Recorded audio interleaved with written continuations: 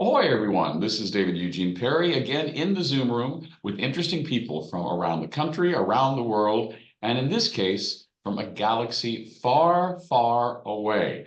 Please welcome into the Zoom room Vic Wertz and Lisa Stevens from the Imperial Archives. Welcome. Thank you. Oh, Well, first of all, for people who don't know you from the Star Wars universe or from your work with Rancho Obi-Wan, tell me about how the two of you met and how you two came to create the Imperial Archives. Want me to take that? Or you want to? you can take it. Okay. Well, Vic and I met on the internet back in 1992, before there was much of an internet to meet on. He was living in Gaithersburg, Maryland. I was living out here in Seattle, and we met over a music forum for the Indigo Girls. One thing led to another, and very quickly, he decided to move to Seattle, move in with me, and during our early, years of being together, so we moved in like 1993.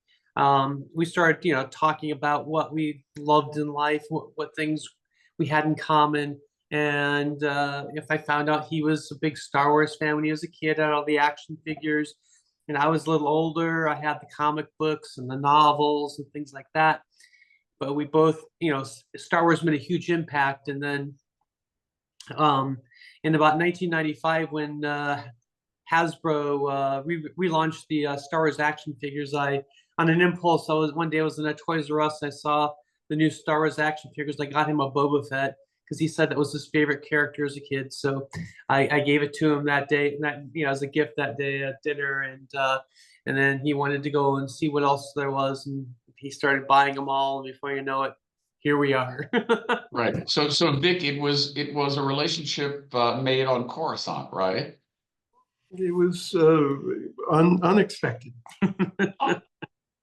Well, there are many, many wonderful collections around the world, and the Imperial Archives is one of the biggest. I know you do a lot of work with the wonderful Steve Sansweet from Rancho Obi-Wan, who I met 30 some years ago when I was communications director at Yerba Buena, and he was working for the Wall Street Journal. I remember at the time going, what does the Wall Street Journal want to know about Star Wars? But of course, he's become the Uber fan. What is it, Vic, about the Star Wars universe that still over all these decades continues not only to, well, continues to be magnified, but continues to magnetize whole new generations of fans?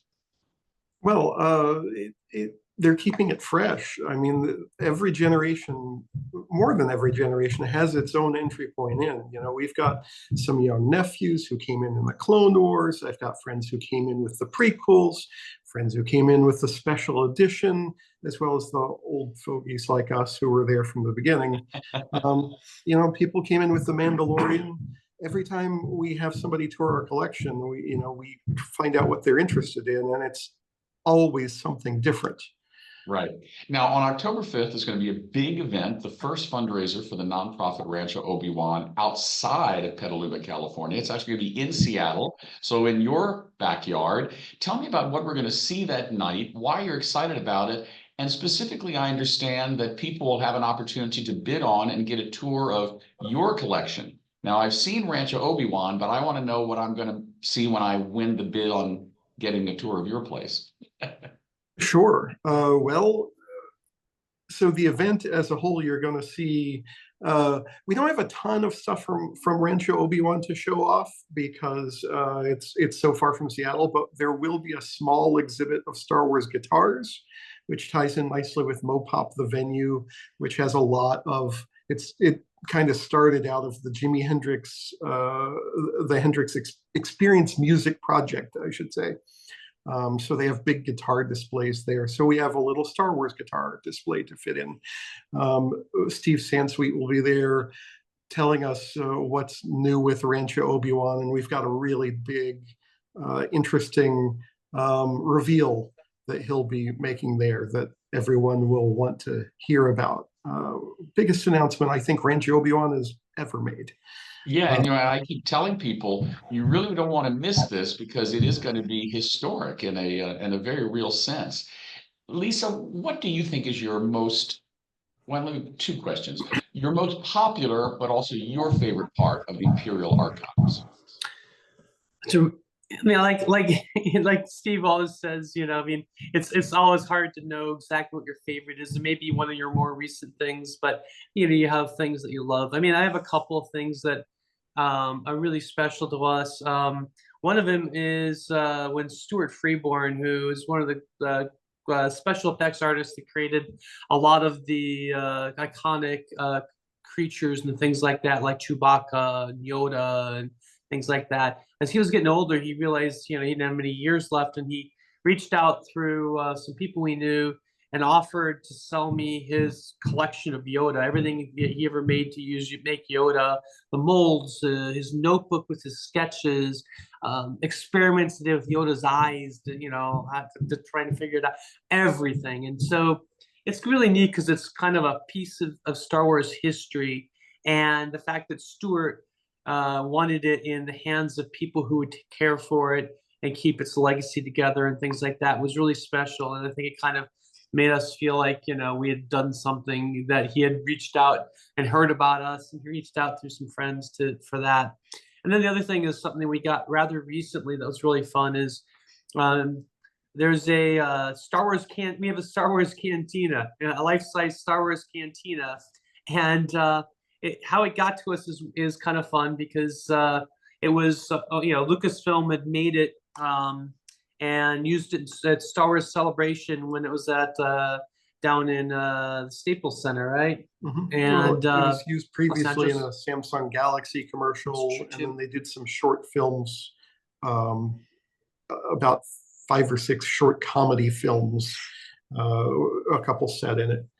And then it was in storage after it was taking up a lot of space and storage, costing them money, and the accountants were like, "Do you guys have any plans to use this thing? Otherwise, get rid of it." And so they actually were going to give it to Steve and Rancho Obi-Wan, and Steve didn't have any room. And so he said, "I know some friends that are building a building right now. Ask them." And it turned out, so we got the schematics for it, and it literally fit by about this much. I mean, Right. Literally like this much, like we had built the entire space for it.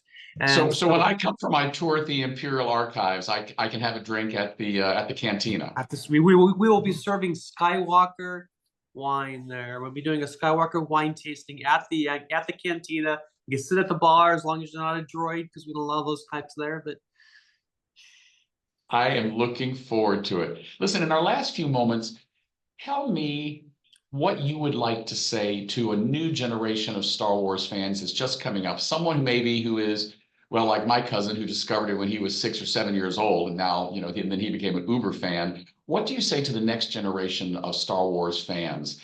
How they can continue this legacy, and why this legacy is really so special and just so positive in the sci-fi universe? want to get it? No. Great, thanks. I mean, obviously, Star Wars is forever. I mean, I think that's the neat thing. I mean, for me, it's the community of Star Wars fans. Through the years, I've gotten to meet so many amazing people from all over the world who share a love of Star Wars.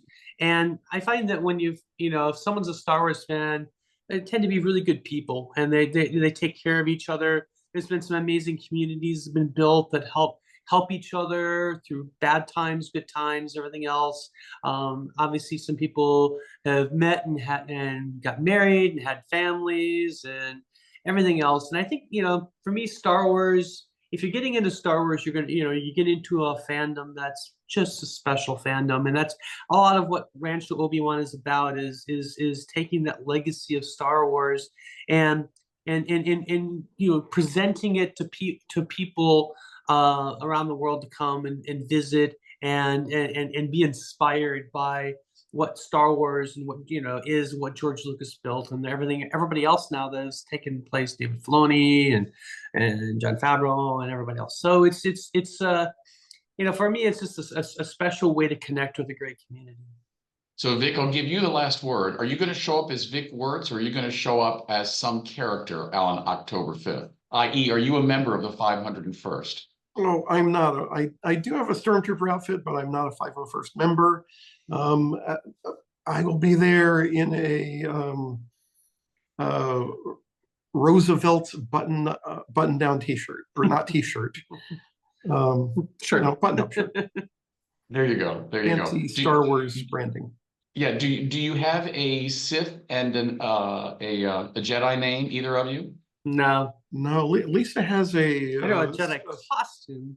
and a Sith costume. I guess I Mm, do. It's so Well, funny. Kind of. I asked the same question of Steve Sansweet. I told him I really must be a super geek. I have both my Sith name for when I'm in a bad mood and my Jedi name for when I'm in a good mood. So I'm Darth Dominius or Obi-Wan Virginius. So maybe for October 5th, you need to come up with Sith names All since right. it's the Imperial Archive.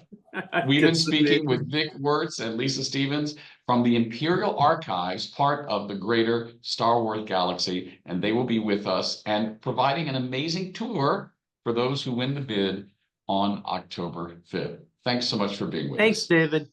May the force Ahoy. be with you.